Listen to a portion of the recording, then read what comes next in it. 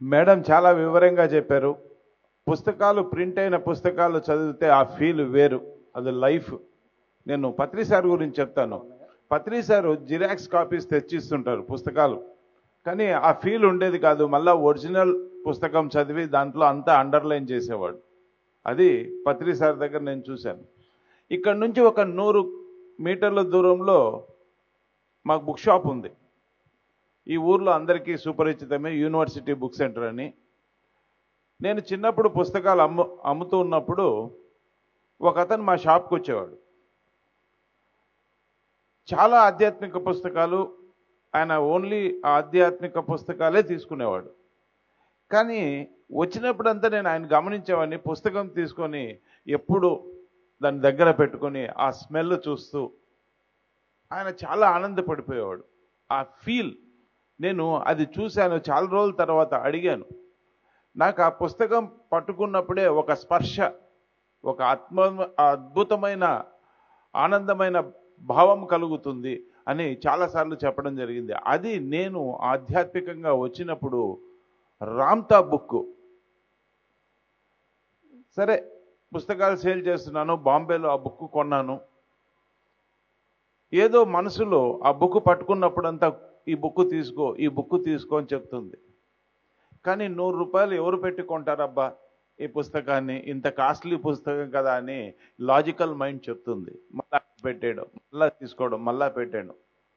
సరే ఒకసారి తీసేసుకొని పత్రి సార్కి ఇచ్చారు. సార్ ఎందుకు ఈ బుక్ నన్ను చాలాసార్లు ఇలా అయింది సార్ అంటే, ఇతను ఒక పూర్ణాత్మ అని ఆ రోజు 100 పేజీలు చదివేసి ఆ తర్వాత దాన్ని అనువాదానికి తీసుకెళ్ళాడు.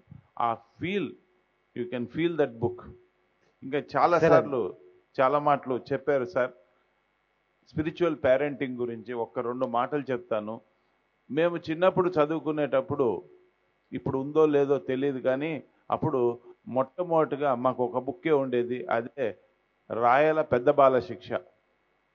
ఆ పెద్ద బాల శిక్షలో సుమతి శతకము, వేమన, దశావతారాలు, అన్ని అల్లులు అచ్చులు, అలాగే తెలుగు సంవత్సరాలు అన్నీ కంఠాపాఠంగా చెప్పేవాళ్ళు.